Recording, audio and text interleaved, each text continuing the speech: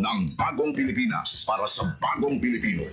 Naghahatid ng mahahalagang balita at impormasyon na uugnay ng pamahalaan sa sambayanan. Tulay sa himpapawid ng serbisyo publiko. Radyo Pilipinas. Radyo Publiko. Ang boses ng Pangulo. Sa Iloilo.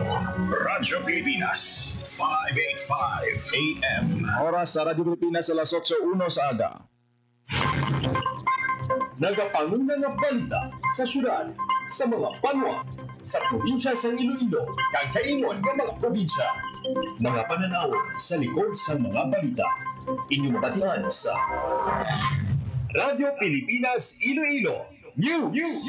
Mga balita na magasugata sa inyong aga. Ginbantayan, ginsunod, gintipon sa Radyo Pilipinas Iloilo News Team. Gikan sa hulot balitaan.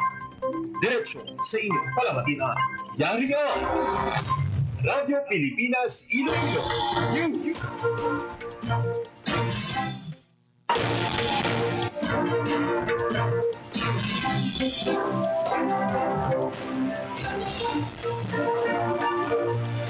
Mayong aga Pilipinas, good morning Western Visayas. Welcome sa Radyo Pilipinas News. Buong adlaw sa Martes, Hunyo 24, 2025. Ako ang inyo tagbalita, Junel Baklay, kagkaroon sa aton balantayan kag mainit nga mga pangulong dinala. 19 ka repatriated OFW nakabaton sang cash assistant. Nakaunang outdoor library ginbuksan sa Plaza Libertad. Ata sa mga isda sa Tigbawan, Iloilo, B4 Scholar, kag magna cum laude sa kulihi. Visitor General Josepino Ligan nanguna sa pagpasidungog sa mga outstanding policemen sa giniwat nga flag ceremony sa camp. Sobra 3,000 ka mga partner beneficiaries ng DSWD.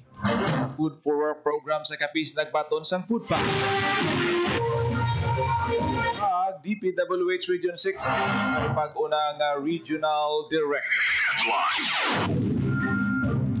Oras sa Radyo Pilipinas, alas 8:03 sa aga kagkaroon sa detalye sa aton mga balita lokal. Radyo Pilipinas News. Financial assistance sa 19 ka repatriated overseas Filipino workers pinagi sa Public Employment Service Office. Ang mga tagbaton anay nagtrabaho sa Hong Kong, Kuwait, Saudi Arabia, United Arab Emirates, Singapore, kag sa ibang pangabahin sa kalibutan. Ang bulig ginhatag sa mga Ilonggo OFW nga dulaan sang trabaho mangod sa political unrest, maltreatment, kalabidad o kung tungod sa aksidente o kung masakit. Personal man nga nagpadulong sa Kapitolyo ang mga repatriated OFW. Agud magpasalamat kay Iloilo Governor Arthur Defensor Jr. Sa karon hubalin sang Enero, sini nga tuig naglabot na sa 265 ka OFW ang nakabaton sang financial assistance o kung lapit sa 1,600 ka Ilonggo halin sang tuig 2020. Radyo Pilipinas. Radyo Pilipinas News. Ginasaulog sang Department of Agriculture, Western Visayas, ang ika-127 nga anibersaryo sa ilang talatapan. Radyo Pilipinas. Radyo Pilipinas. Report. Balita. Insaulog sa bugos nga pwersa sa Department of Agriculture kundi Western Visayas ang ika-127 nga anibersaryo sa ila ahensya. Ang selebrasyon na anod sa tema nga kaisa ng magsakat mangisda tungo sa masagalang bagong Pilipinas. Sa iyang mensahe, ginpahanundon ng Regional Executive Director Dennis Arpia ng DA, isa ka technical nga ahensya sa gobyerno na may nagapangunang mandato na maghatag sa technical na suporta sa mga manguna kag mangisda. Maluluman yung tukod ng DA sa itong Hunyo 23, 1878 o kung 11 kadlaw pagkatapos ang deklarasyon sa kiluwayan sa Pilipinas. Bilang kabahin sa selebrasyon, kinpasundayag man sa mga manguma ng mga membro sa Idlelands Farmers Association sa Santa Barbara, Iloilo, kag Produkto di Iloilo ang ilatag sa tagsa kapatubas sa kumahan. Ginpadunggan man sa ahensya ang ilang mga dalayawang empleyado sa ngagiwat nga Praise Awarding Ceremony. Para sa Bagong Pilipinas, JP Harbas, Radyo Pilipinas, Radyo Publiko. Radyo Pilipinas. Radyo Pilipinas News. Ni Iloilo City Mayor Jerry Treñas ang storytelling session kaupod sa pila ka mga estudyante sa Talatapan Children's Learning Center Kasunod sa pagbukas ang outdoor library sa Plaza Libertad, ang mobile library na natala naman nga ipatuman sa tanan nga plaza sa syudad sang Iloilo agud mahatagan sang libre nga access sa libro ang mga kabataan kag maingganyo pa nga magbasa. Ang joint project ang inisyatibo sang Iloilo City Public Library kag Technical Institute of Iloilo City. Radyo Pilipinas. Radyo Pilipinas News. Tigbawan Iloilo, BFAR Scholar kag magna cum laude sa kolehiyo. Radyo Pilipinas. Radyo Pilipinas. Nag-graduate ng magna cum laude sa Iloilo State University of Fisheries Science and Technology o kung ISOFIS si Leslie Kate Makaling, bata sa isa ka mangisda sa Tabayan Tigbawan.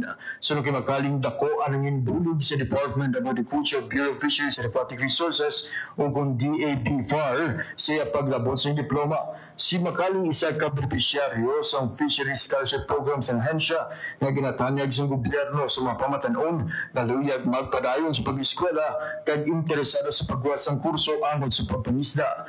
Bilang isa ka scholar, nakita sa malindiyan ni Makaling sa sulod sa 4 ka tuig ang 5,000 pesos nga monthly stipend, 2,000 pesos nga semestral book allowance, 1,500 pesos nga one-time uniform allowance, 3,000 pesos nga one-time relocation allowance, 1,500 pesos nga graduation support, 3,000 pesos nga on-the-job training support, kag 7,000 pesos nga thesis ug special problem support.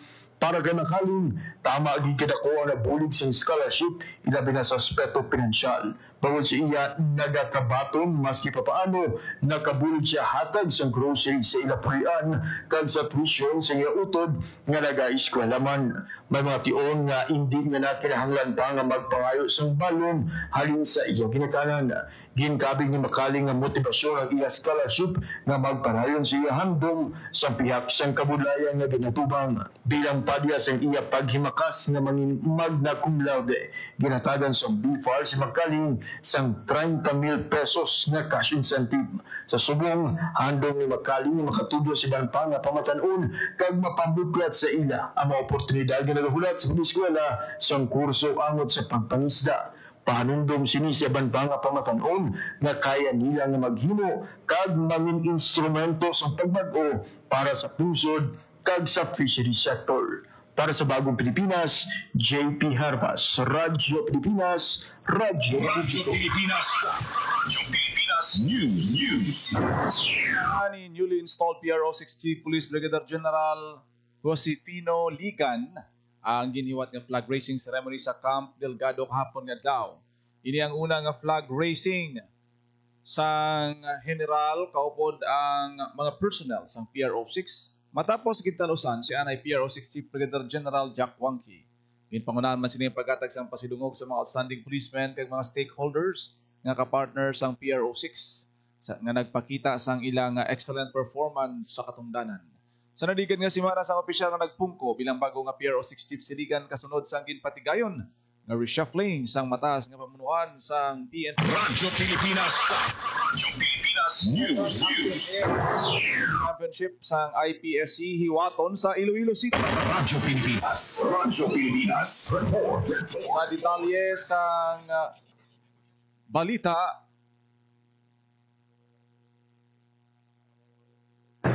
Baga pa nagbalayan ni Iloilo City sa pagwawaton ng Second Action Air Shooting World Championship na ginapatigayon sa International Practical Shooting Confederation hiwaton sa Hulyo 26 at Agosto 3. Dahil sa mga sobra pito kagatos ng mga shooters, gikan sa ibang nga pungsod ang ginalauman ng matatambong sa kompetisyon. May mga pumula sa gikan sa Africa, America, Asia, Europa, Middle East at Oceania. Kasunod si Nima din nilagong nga nagpermahanay sa Memorandum of Agreement si Iloilo City Mayor Jerry Trenes kag Iloilo Festivals Foundation Incorporated para sa pagtumala sang mga aktibidad. Para sa Bagong Pilipinas, ginabaklay Radyo Pilipinas, Radyo Publiko. Radyo Pilipinas. Radyo Pilipinas News. back sa masobra 3,500 ka partner beneficiaries ng Department of Social Welfare and Development Field Office 6 sa probinsya sang Capiz sa dalom sang Food for Work program. Ginhiwat ang distribusyon sang family food packs sa pila ka munisipyo sang Capiz. May 249 ka beneficiaryo sa President Rojas na nagbaton sa 498 ka food packs. 150 naman sa Pilar, samtang 4 ka beneficiaryo naman sa Cuartero nagbaton sang 8 ka food packs. Sa Banwa San Dumalag, 3 ka benepisyaryo ang nagbatod sang food pack sa Mambusaw, 348, kag mayara naman sing 696 ka food packs ang ipanagtag sa Banwa Sang Tao. Ang food packs ang nagaserbing nga bayad sa partisipasyon sa partner beneficiaries sa nagalain-lain nga mga inisyatibo nga nakabase sa komunidad kaparehos ang pagtukod sa vegetable gardens, pagtanom sa mangrove kag iban pa. Ang inisyatibo ang replika sa project Local Adaptation to Water Access o KUNLAWA kag Breaking Insufficiency through Nutritious Harvest for Impoverished o KUNBINHI na nagatukod sa community gardens nga nag-exist na ng mga vegetable sites sa mga munisipyo nga nagatuyo nga pasanyugon ng lokal na produksyon sa pagkaon kag pagpabakod sa pagkamaligon sa komunidad. Radyo Pilipinas. Radyo Pilipinas News. Department of Public Works and Highways Region 6 ang mayara nasing bago nga director. Radyo Pilipinas. Radyo Pilipinas News. Nakapunto bilang bagong officer in charge ng Department of Public Works and Highways Region 6 si Director Joel Limpenco. Si Limpenco ang magkakalos kay Acting Regional Director Engineer Sunny Boy Ropel na magaretiro na subong na tuig. Bagong i-appointment si Limpenco nagpakalagad bilang Assistant Regional Director sa DPWH Region 4A sa June 19, 2024 tagtog June 13, 2025. Nangin ARD man si Limpenco sa DPWH National Capital Region sa Abril 2023 tagtog Hunyo 2024. Ginpahayag ni Director Limpenco nga padayonon siya pagserbisyo kag maayo nga partnership sa gobyerno kag private sector labi na sa pagpatukod sa mga proyekto sa pumuluyo kasubong sa mga ginabantayan ng mga big ticket projects Iloilo Guimaras Bridges kag Katiklan Boracay Bridges. Para sa Bagong Pilipinas, Gina Baklay, Radyo Pilipinas, Radyo Pilipinas. Radyo Pilipinas News. Sangkad pa nga awareness campaign kontra dengue ang Iloilo Provincial Government pinagi sa Iloilo Provincial Health Office kaupod ang Uswag Ilonggo Party List. Ang kahiwitan kabahin sa Dengue Awareness Month na gina-obserba sa ASEAN Dengue Day. Giniwat ang campaign kick-off sa munisipyo sang Kalinog nagamarka sa pag-umpisa sa province-wide community engagement drive nga nagatuyo tudloan ang pumuluyo sa pagtapna sang dengue kag outbreak response. Sa tion sang kampanya, ipabatiman sa pumuluyo ang ginkumposo nga jingle sa pagtapna sang dengue. Kung madumdumano na naging pahayag ni Dr. Rodney Lavis, head sang Health Service Delivery Division sang PHO, nga ginapananaw nga magataas pa gid ang kaso sang dengue umpisa sa Hunyo bangod sang tig-ululan. Sa datos ng PHO halin Enero 1 to Hunyo 7 naglabot na sa 2,051 ang kaso sang dengue sa probinsya kung sa diin pulo na ang napatay. May mataas ang nabalhag nga kaso sini kumpara sa 1,175 nga kaso sang 2024. Nagapati man ang PHO nga partisipasyon sa komunidad nagapabilin nga mabaskog nga depensa batok sa paglaptas ng dengue. Ilabi na sa tion sa tigululan kung sa diin tradisyonal nga nagataas ang kaso sini. Radyo Pilipinas. Radyo Pilipinas News. Ang Regional Integrated Laboratory Division isa sa mga nagatag suporta sa mga serbisyo nga ginatanyag sang Department of Agriculture. Naga-supervise ini sang 4 ka laboratorio ang Regional Crop Protection Center, Regional Soils Laboratory, Regional Animal Disease Diagnostic Laboratory kag Feed Chemical Analysis Laboratory. Ang RCPC yara sa Western Visayas Integrated Agricultural Research Center sa Hamungaya, Buntatala, Haro, Iloilo City, samtang ang RSL naman kag RADDL yara sa Parola sa siyudad sang Iloilo. Ginpahayag ni Lori Diasis, Chief Integrated Laboratory Division sang DA Region 6 sa usapang agrikultura, libre ang mapasoil analysis sa mga marginal farmer sa ila laboratorio. Para naman sa peste kag disease diagnostic testing, libre man ang ila serbisyo pati na ang biological agents apang mayara sang iban pa nga test may bayad apang magamay lang. May 20% naman nga diskwento para sa mga estudyante nga nagapa-analyze ang ilang mga research samples kag sa senior citizens lakip na ang mga pribado nga mga negosyante. Radyo Pilipinas. Radyo Pilipinas Pilipinas News. Young Farmers Challenge 2025 ginbuksan Radyo Pilipinas. Radyo Pilipinas. Ginbuksan na sa Department of Agriculture Western Visayas ang pre-registration para sa Young Farmers Challenge kung YFC program. Ang YFC sa Competitive Financial Grant Assistance Program sa gobyerno nga nagatuyo nga mainganyo ang mga pamatanon nga mag-explore sa mga oportunidad sa agri-negosyo kag agrikultura. Ang programa bukas sa mga pamatanon edad 18 tungtong 30 anyos gikan sa Clan Antique, Capiz, Guevara Iloilo, pati na sa Negros Occidental. Ang pre-registration magaserbe nga ticket para maka-access sa online kwentuhan, business model canvas, orientation, workshop, kag iban pang aktibidad nga ginpreparar sa DAWAS Visayas. Ginatag man sa ahensya nga pre-registration parang ini kag wala pa sila nagabaton sa mga dokumento na kinahanglanon para sa kompetisyon. Para sa Bagong Pilipinas, JP Harvas, Radyo Pilipinas, Radyo Pilipinas. Radyo Pilipinas News. Ang mga magagi sa Katiklan, kag Banport, ginsaylo na ang biyahe sa mga motorbangka sa Tabon Port, padulong sa Tambisaan Port, agon makapadulong sa Isla Sang Boracay. Sang Lunes, temporaryo ang ginsuspende ang biyahe sa sakayan pinagi sa Katiklan Jetty Port, padulong sa Cagban Jetty Port. Sandig sa Sea Travel Advisory sang Coast Guard Station Aklan, sang Hunyo 23, ginpahayag sang Philippine Coast Guard na apektado karon ang probinsya sang habagat o kon southwest monsoon. Radyo Pilipinas. Radyo Pilipinas News. Mga tagdaog sang Pelikulagrario 2025 sa Dar, Western Visayas, makilala ng Subo nga Simman. Radyo Pilipinas. Radyo Pilipinas. May baluan na sa Webes Hunyo 26 ang mga tagdaog sa labing una nga Pelikulagrario sa Department of Agrarian Reform o Gondar, Western Visayas. Ang Pelikulagrario 2025 isa ka regional film festival nga nagatuyo nga ipalapnag ang mga istorya sa mga agrarian reform beneficiaries kag agrarian reform beneficiary organization.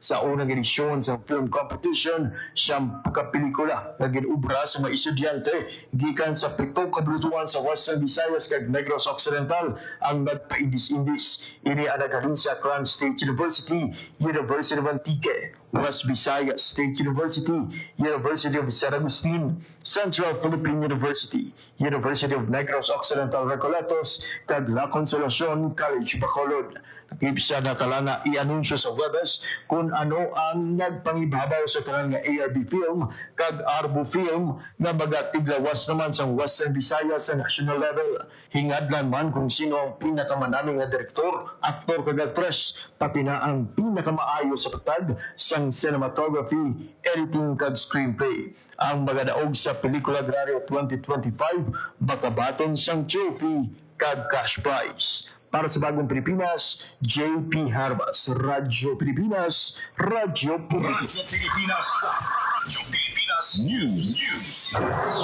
Visayas naghiwat sang Agri-Info Caravan sa Banwa sang Dingle. Sa detalye sang balita. Kapin sa 60 ka manguma sa Dingle, Iloilo ang aktibo nga nagpakigbahin sa ginhiwat nga Agricultural Information Caravan sa Department of Agriculture Western Visayas siding karon lang katiluan sa nasambit nga aktibidad na mahatagan sang teknikal nga paggiya kag impormasyon ang mga manguma tuoy sa kakao kag corn production, marketing assistance kag crop protection. Ginpaambit man sa mga technical nga katapos ang DA Western Visayas ang mga epektibo nga pamaagi sa pagtanom, pagtapna sang peste kag basakit kag pagpangita sang merkado para sa ila produkto. Sa bago nga ibalo nga ila nakuha sa caravan, nagalaw ng DA Western Visayas nga madugangan man ang pagsalig sa mga manguma sa ila nga kapasidad kag madugangan ang ila inspirasyon nga ipadayon pag-uswag sang ila pangabuhi paagi sa pagtanguma. Para sa Bagong Pilipinas, JP Harvas, Radyo Pilipinas, Radyo Pilipinas. Radyo Pilipinas News. Mga Youth for Road Safety Academy, Road Safety Training bilang pagsuporta sa ginadusong nga ligtas sa kalsada for all o kon Link for All project. Ang online training ginpangunahan sa Iloilo Business Club Incorporated, kaupod ang Department of Economy, Planning and Development, Regional Office 6. Katuyuan sa paghanas nga mapatpat sa mga magabulig sa pagbalay sa Western Visayas Road Safety Action Plan, ang mga evidence-based nga mga principle kag intervention sa road safety. Ang paghanas ginapasakupan sang 50 ka mga tiglawas sa akademya, government, private sector, professional organizations kag youth sector. Naibaluan nga target sa programa nga malakip ang mga lamharon ng mga professionals sa pagtukod sa komunidad sa mga road safety champion para mapalabot ang ginahandom nga hilway nga dalan para sa tanan. Radyo Pilipinas. Radyo Pilipinas News. Sa iban pang balita, nakaangkon sa Latin Honor ang 4 ka mga scholars ng Bureau of Fisheries and Aquatic Resources Western Visayas gikan sa University of Antique, Tarioli Memorial Campus kag Capiz State University, Davao State College. Sa kapso magna cum laude si Camille Kahutay, cum laude naman si Elamer Bartolay. Samtang Sanday Patricia Marie Orsia kag John Ray Bangoy sa UATLMC ang pareho man nga nakatapos sa kolehiyo nga cum laude. Bilang padya sa ila pagimakas si Kahutay ang magna cum laude ang naginatagan sang cash incentive na 30,000 pesos. Samtang 20,000 pesos naman ang ginbato ng Bartolay Orsia Bangoy kag nga nangin cum laude. Ang scholarship incentive program nagatuyo nga kinalaon ng mga dalayawon nga estudyante sa fisheries education kaya nagatuyo nga suportahan ang pag-develop sa mga competent, professional na magabulig tibong sang aquatic resources sa puso. Radyo Pilipinas. Radyo Pilipinas News. Radyo Pilipinas. Radyo Pilipinas. Naging nabatian na detalye sa mga nagapanguna nga balita sa pagpangalagad sang Radyo Pilipinas News subong adlaw sang Martes, June 24, 2025. Sa dugang pangabalita kag impormasyon, please share, follow, kag like sa aton Facebook page Radyo Pilipinas Iloilo. Kung naging lamang inyo alagad ng inyo tagbalita kada aga, Junel Baclay. Mayong aga Pilipinas. God bless Iloilo.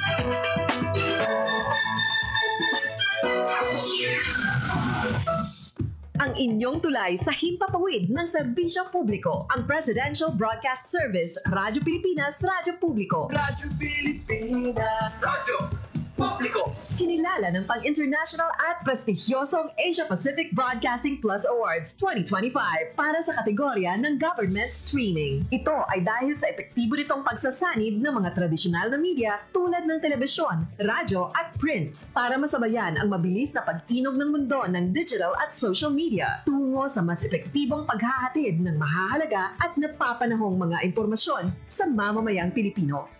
Kinilala rin ang Radyo Pilipinas dahil sa patuloy na pag-akyat ng rating. Ngayon ay matatag sa pang-4 na pwesto sa Mega Manila ayon sa pinakahuling Nielsen Radio Audience Measurement Survey.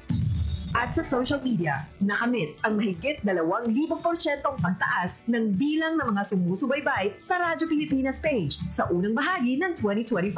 Patunay ito na ang inyong Radyo Pilipinas Radyo Publiko ay tunay na kaagapay ng inyong pamahalaan sa paghahatid ng serbisyo sa mga mamamayang Pilipino. Mula sa aming lahat, sa ngalan ng inyong pamunuan at mga kawani ng Presidential Broadcast Service, kasama ang inyong mga himpilan ng Radyo Pilipinas sa buong kapuluan. Maraming salamat po sa inyong lahat, sa inyong pagtangkilik at pagkilala. Radyo Pilipinas. Radyo